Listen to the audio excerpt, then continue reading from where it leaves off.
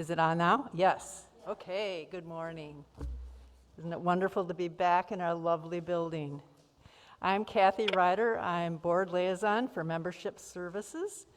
Welcome to the Unitarian Universalist congregation. We are a religious community who commit ourselves to diversity. We hope to nourish human differences, those of gender, race, age, ability, sexual orientation, political views, culture, class, and religious belief. Welcome to all who treasure freedom of conscience in the search for truth. We promise to do our best to provide you with a spiritual home. We extend a special welcome to our visitors today. We hope you follow our Facebook page to participate in Zoom and receive announcements about special events and our religious exploration classes. Please sign up for our weekly email. There should be a link in the comments section on our Facebook page where you can sign up. I'd like to draw your attention to recent announcements. For those in person, they're printed in your order of service, and there are links in the UUC newsletter and a weekly UU Connections for those watching online today. We have a special announcement. Today, the children and youth are planting seeds downstairs and learning about growing plants from cuttings. The kids will go home with some cuttings and planted seeds to watch them grow. We'll also do some experiments to see how they do when they come back the following week. The kids are also starting seeds for the Religious Exploration Seedling Sale. All seedlings will be $1, and the money raised will go to an RE family field trip to Kinnestone this August. Thank you for joining us in person and online today.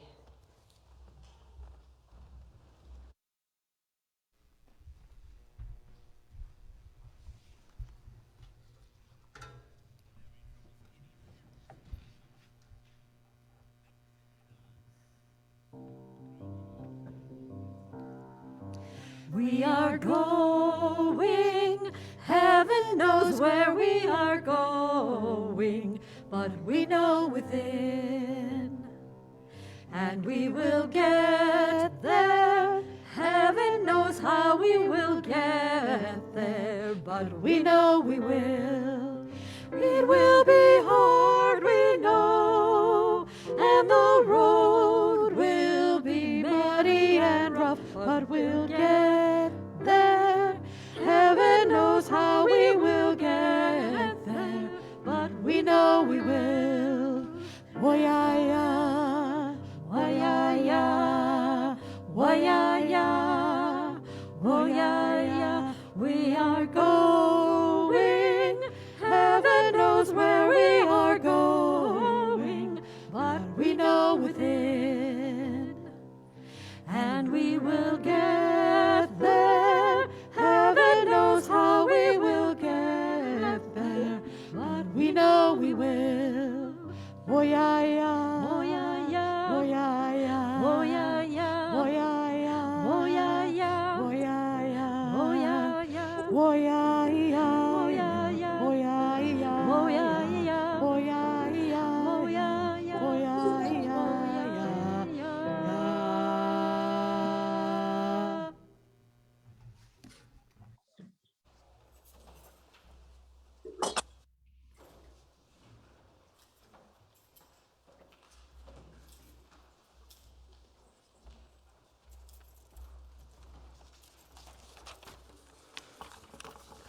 Well, good morning, everyone. My name is Amanda Lonsdorf, and a proud member of this church, and also here to share with you the March 50-50 Share the Plate.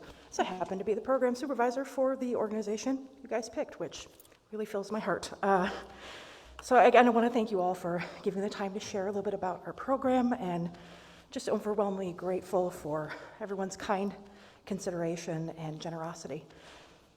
So, as I said, I'm the program supervisor for Lutheran Social Services Chippewa Area Recovery Resource Program, or CAR for short, because it's a long name.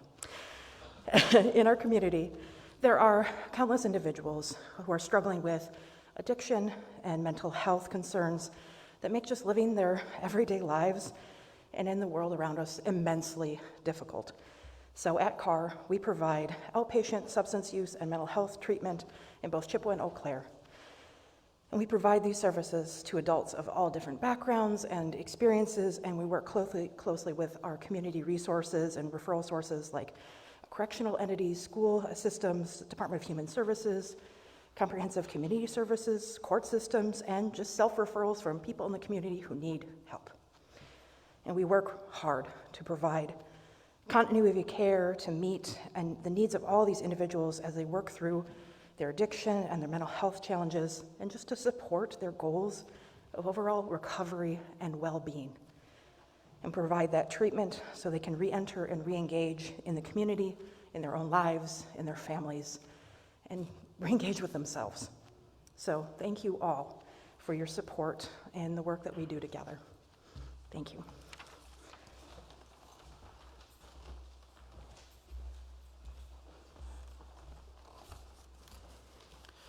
Good morning. I'm Kurt Erickson. I am your worship associate for today. Our opening words are A Renewed Hope for This World by Nathan Ryan. Be it real or metaphor, whatever is in your backpack or your briefcase or your purse that you've brought into this sanctuary, in person or online, that is weighing you down, leave it behind. Whatever you are carrying that is keeping you distracted or caught up in shame or guilt or hopelessness, leave it behind. If you need it, it will be there when we're done. But for this hour, just let it go. Come into this place with open hearts. Come into this place with a soul that has remembered how to be tender again. Come into this place with a renewed hope for this world. Come into this place ready to build a world we've always been worthy of and have always dreamed of. Come, let us worship together.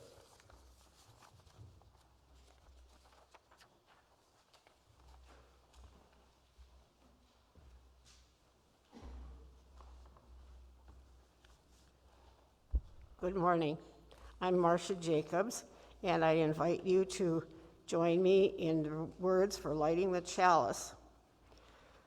We light this chalice for all who are here and all who are not, for all who have ever walked through our doors, for those who may yet find this spiritual home, and for those we can't even imagine.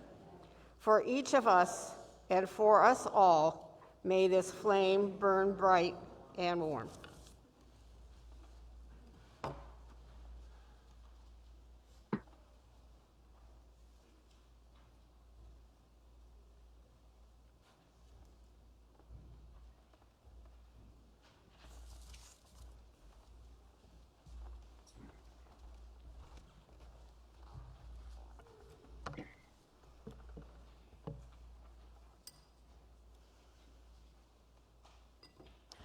Good morning. I'm the Reverend Julianne Lepp, and it's a pleasure to be with you this morning in person from our sanctuary after 2 years. 2 years of a long pandemic and 2 months of virtual. We are grateful to be here. These wonderful flowers are to celebrate our prayers and good thoughts and wishes for Ukraine. And I hope that you will feel the spirit of that resilience with this reading. This is called A Recipe of Resilience by Margaret Weiss. This recipe has been tweaked over time, so adjust as necessary. Sometimes it yields more servings than anticipated. Sometimes it needed a bit of this ingredient or that ingredient. It comes from generations who have gone before me, and I've added my own flavor along the way. A recipe for resilience. 1 part courage, 2 parts tears of failure and doubt, 1 part deep listening, 1 part each of both silence and laughter, a dash of trust, a pinch of wonder, a heaping scoop of naps and snacks, and in a separate bowl, mix together family and friends, and for those who challenge you to be your best self, and those with whom you disagree. Add slowly to the pot, add a bay leaf, for well, whatever it is that bay leaves do, and let them simmer for as long as you need, which is often longer than you realize or anticipate. Keep the heat at an even temperature, hot enough to cook throughout, but not so hot that it burns the bottom. Can be served at room temperature, warm, or even cold if necessary. Serve alongside your favorite soft blanket, dog, cat, or soft item. Make often, share with others, hold on to the leftovers. You'll need them after a long day that challenges your soul. This is the recipe for resilience.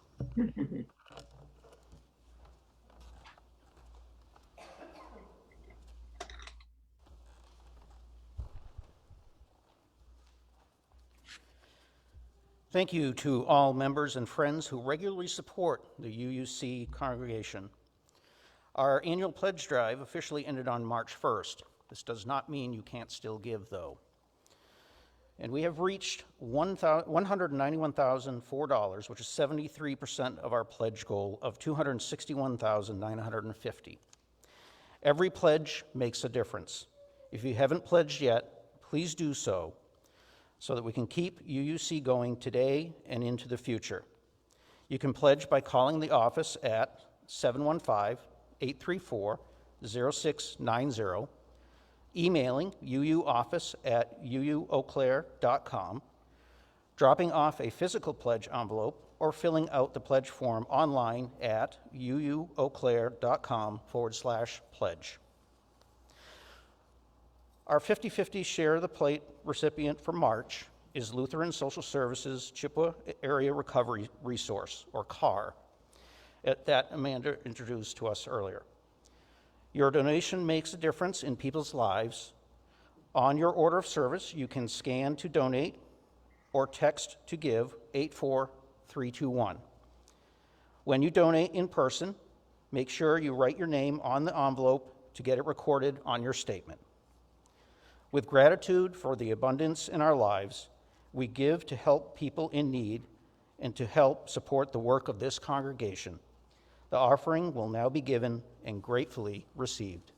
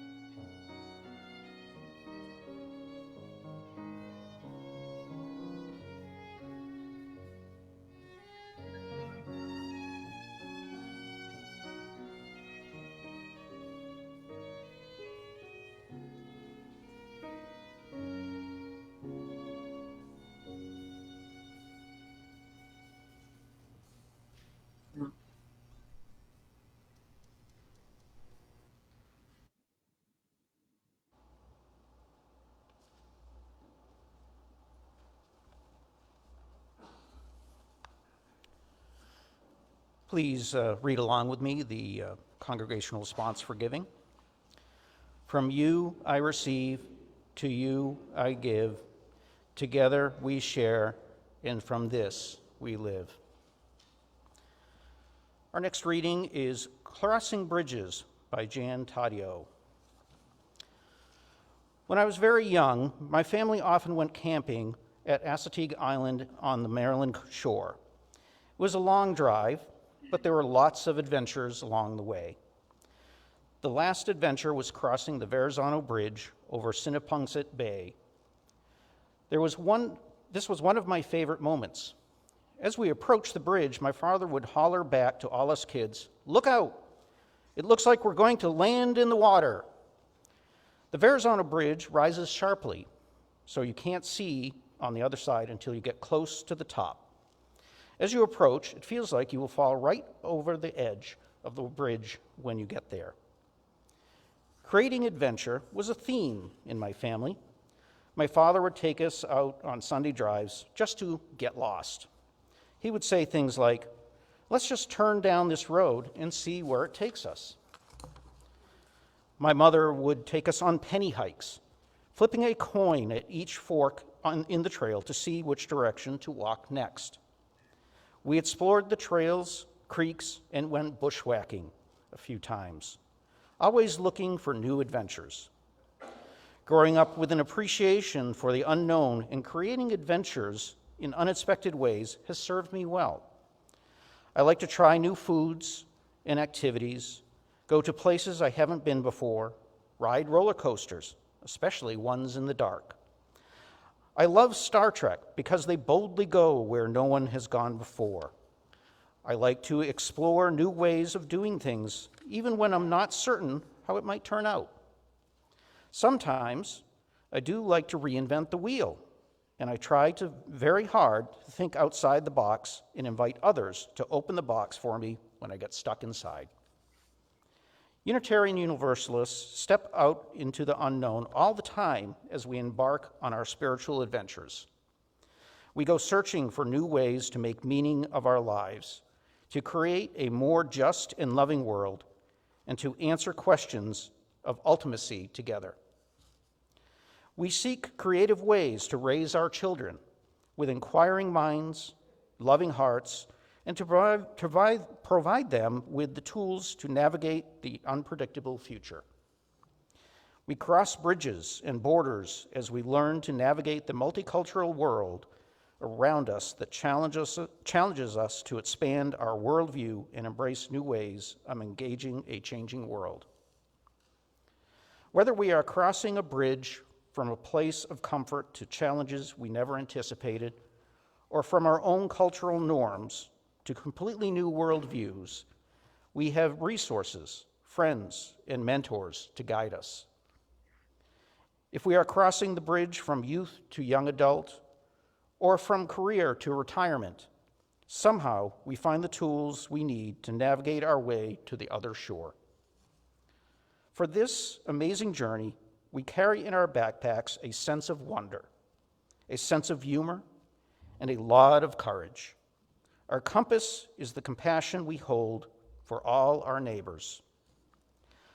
Our sustenance is the joy of discovering our true selves and experiencing the divine in one another. Our map is the sacred covenant we hold with one another to walk this journey together.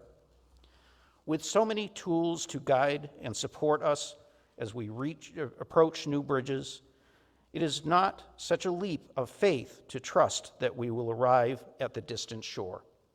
Together, we can boldly go where our vision and our faith call us to go.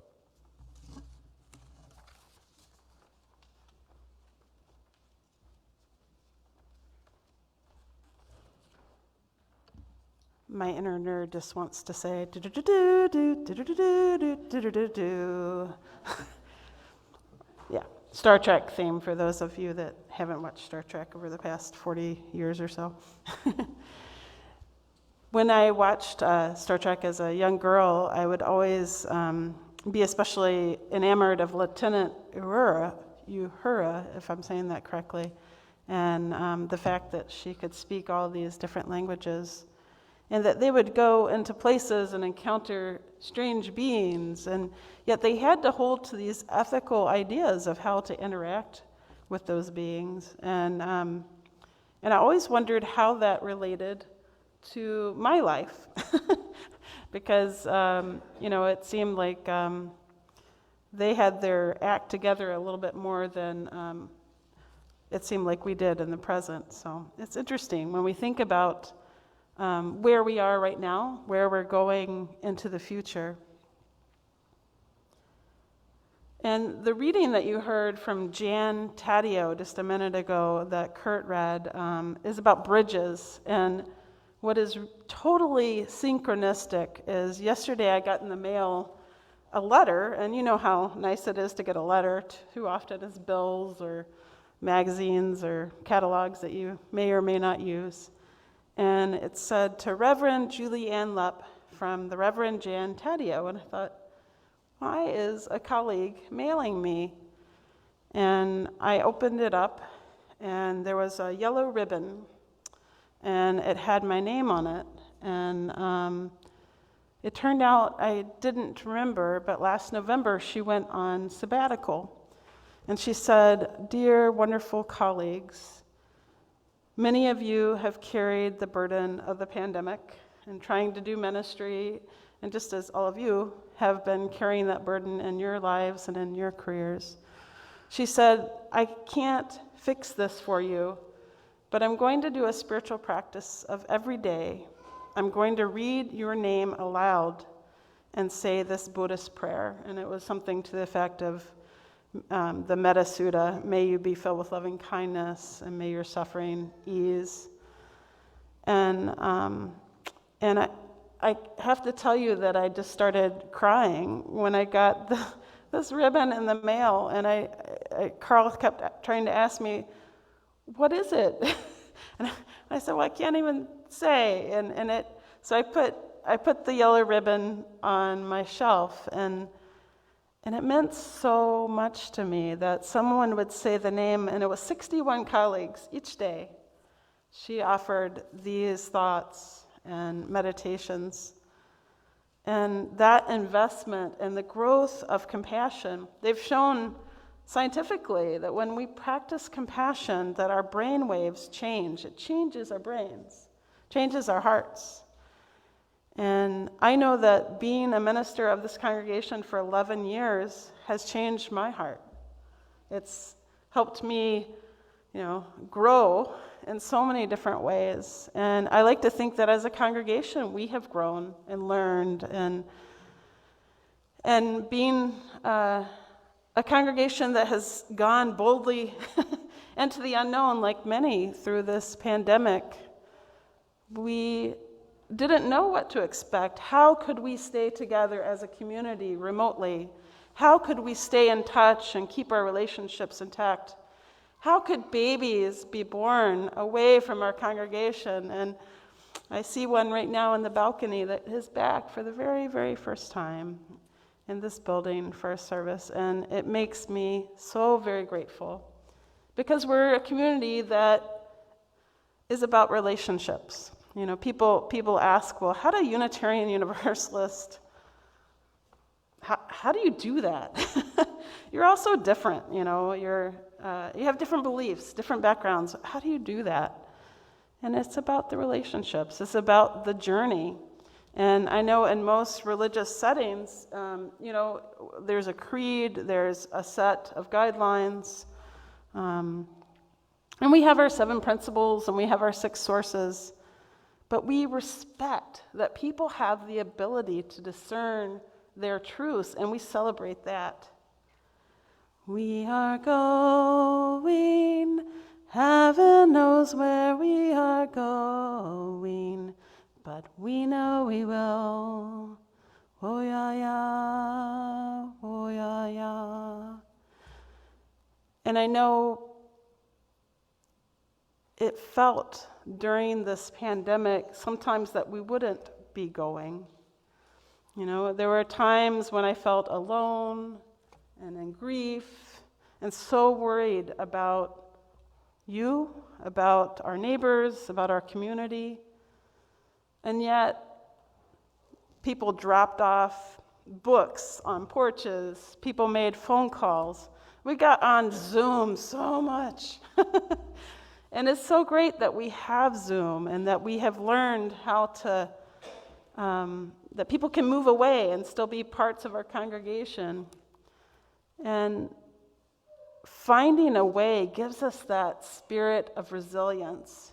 And right now, things are tough yet again. We are in a world in conflict. As I look at these sunflowers of hope, I wear the colors of Ukraine, and we hope for peace. And there's so much criticism of, well, so what? Thoughts and prayers, that's all you do. Thoughts and prayers, what are you going to do? Well, sometimes that's what we can do, right? It's that on Friday, joining our neighbors, Advancing Hope, which we're a part of, is 17 different congregations, and which includes the mosque, includes Temple Shalom, and many other faith communities. And we stood outside of Trinity Lutheran. They let us use their parking lot. And someone came up right before the vigil and said, hey, can we say a prayer in Ukraine? I have a Ukrainian family here. And we said, of course. Please join us. And about 100 people joined, and we had silence, and we had candles that we tried to light, but the wind kept coming in.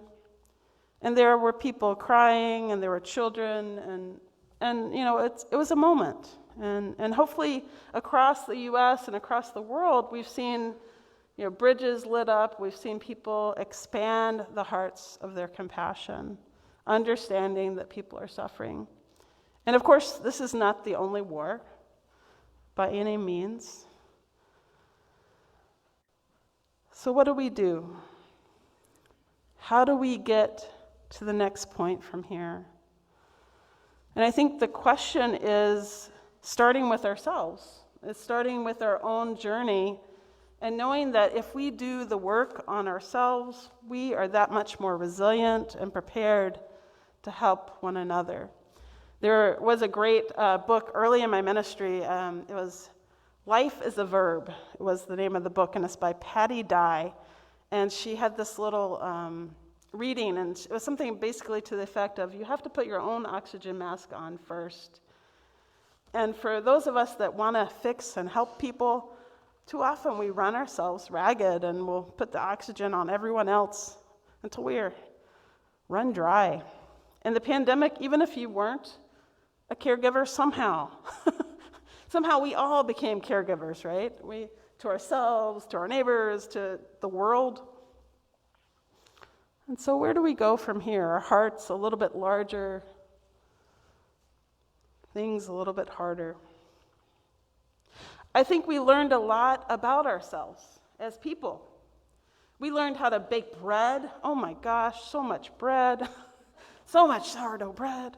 We learned how to do puzzles. We learned that we have books on our shelves that we did not remember.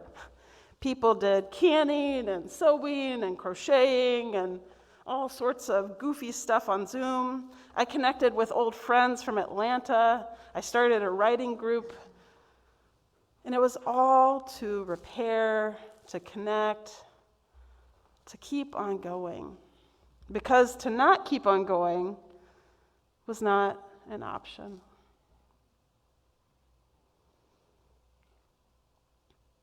There's a writer, John Mercer, who talks about getting ready for a hike. And so we think about, what do we need now? So we've been through 2 years of pandemic. People are starting to take off their mask in public. We'll be reviewing safety policies in a couple weeks.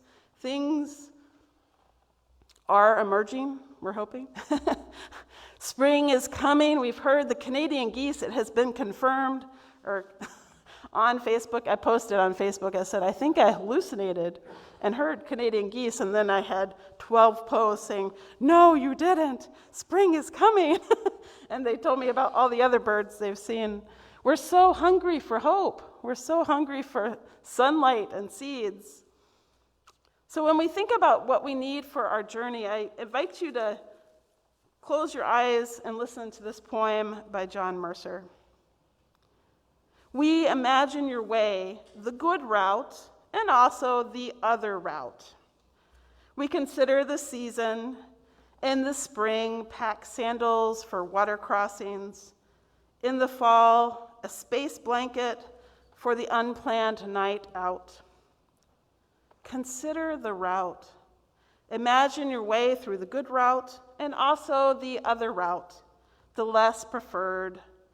And you'll need all these things when it first proves impassable. Consider what you carry in your head. Don't listen to sappy music before setting off. The sappier the music, the more you'll resent your own brain. Don't worry what to do with your head. Your head won't work after some hours on the trail anyway. Consider what you'll pass through. Know your trees, your ferns, your mushrooms, your wildflowers, both the garish and the shy. Know their bird calls and distinguish the chickadee from the white-throat sparrow. Mind the ovenbird. Take joy in the winter wren and your tireless companion. And be ready with the first step to give up control and let the journey unfold on its own, as it most certainly will.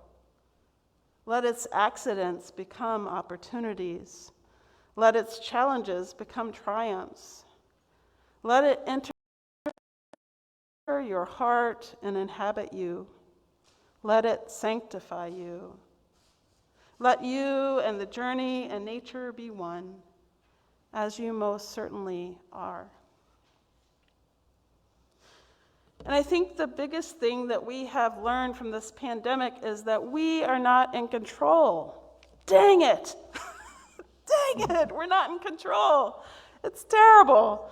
We all thought we were in control. We have microwaves, we have air conditioners, we have climate-controlled cars. What in the world is happening here? I thought we were in control. But then the pandemic comes and tells us we aren't in control, as many things come into our lives. And I'm making fun, but I know for me, not being able to know things as much as I wanted to know them was a terrible anxiety. And the more that I could wrap my hands around and own as my own, and to prepare myself for the journey, I would sing to myself. I took up praying again, which I was not expecting. I would pray at night and say, God, source, goddess, this is bigger than me. I need to be heard. And I would list all the things that I needed to be heard. And I haven't done that since I was a child. But for me, it would calm my breath and it would allow me to sleep. And so we have found ways. We are going, and heaven knows where we're going, but we get there somehow. And so as we move forward into the spring, let us not forget these moments that we have worked so hard to get through. What have you learned from this journey? Maybe there's some stuff you want to let go, and that's fine. I know I've been trying to unwind my anxiety. I've been trying to learn to be with people again, to feel comfortable in public spaces, and to re-enter the world in a way that feels healthy and wonderful. And so as we think about as a people and as a community, I want to also celebrate something. You know, this is the end of our pledge drive. You know, we're still got a few trickling in, but Tim Hirsch, who has been a member of this congregation from the beginning, want to let you know that he wrote a grant to Mid-America, and he did the Mid-America Chalice Lighter Grant. And you might ask, what is a Chalice Lighter Grant? Well, a Chalice Lighter Grant invites people to donate towards a cause, and we were chosen out of lots and lots of applications. And we got the exciting news that we were approved for $88.83, and that's $8,883. And this goes towards funding our audiovisual technician person, our tech person. You know, we think about the people who got us through, our technology committee definitely got us through this pandemic, and we have been working hard to create a technology position, and that will happen. We have gotten the money to help increase Julia's hours to have a music director position, and Betty Kleemeyer has volunteered for so many years and still works with Julia and will support into the future. We also got the coverage for increased summer hours for Amy Johnson. And this is because one person said, yes, I will do that. And other people worked with Tim to help create the grant. But these are the things that happen in this community. You know, people step up and we make things happen. When the pandemic hit in March 2020, we had no cameras, we had no technology, and we were like, well, okay, we'll go to Zoom, let's figure that out. And we figured out Zoom, and then we eventually figured out cameras and streaming, and now we have this hybrid community. And we will continue to have people who live. We have someone who is moving to Italy who will join our Zoom when she can and join chalice circles when she can. So who are we? You know, we are going, heaven knows where we are going, but we'll get there somehow. Our community is wider and wider.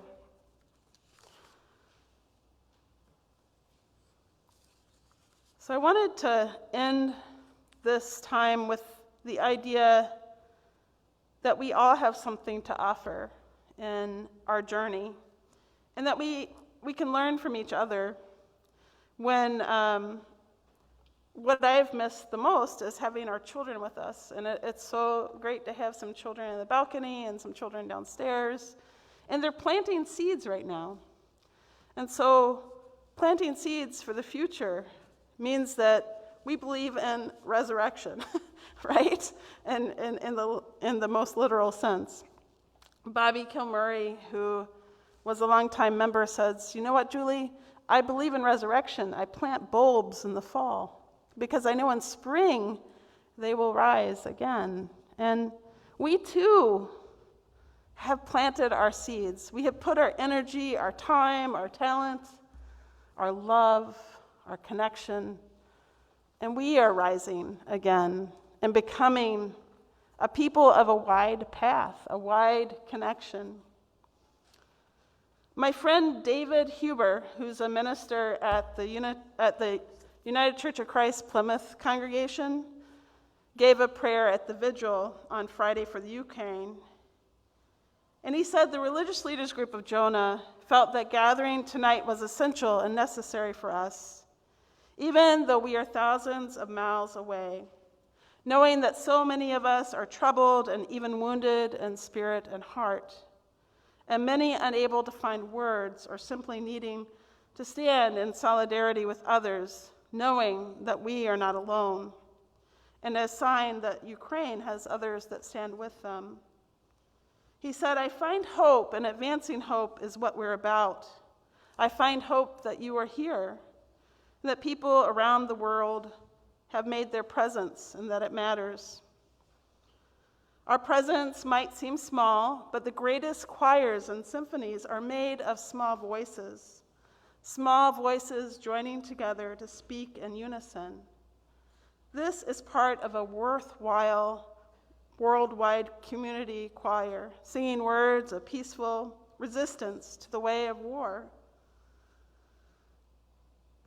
And we of the human race are tired of demagogues trying to turn our earth into a graveyard.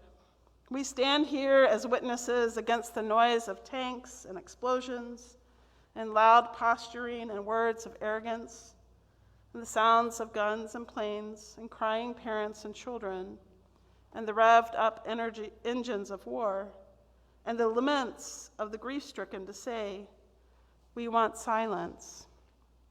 And what meant so much to me in that moment was a Christian pastor. He gave an interfaith prayer. He said, to whatever god or goddess or spirit or other you pray to, let us invoke a blessing. Spirit of love, end the noise, dull the clanging, disable the engines of war to stop in Ukraine and in the world, that we may know contentment and peace, silence and love. Amen. We are going, heaven knows where we are going, but we know we will, and we'll get there. Heaven knows how we will get there, but we know we will. Woyaya, woyaya. Thank you.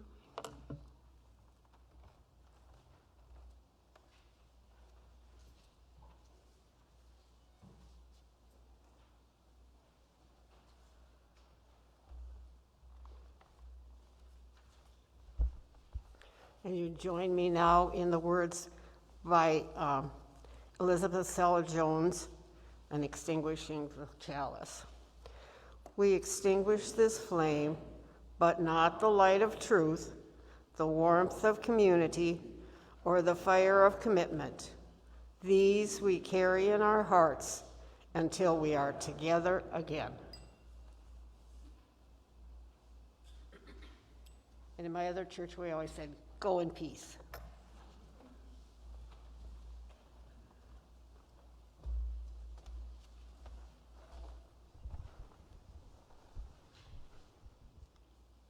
Today's closing words are by Frederick E. Gillis.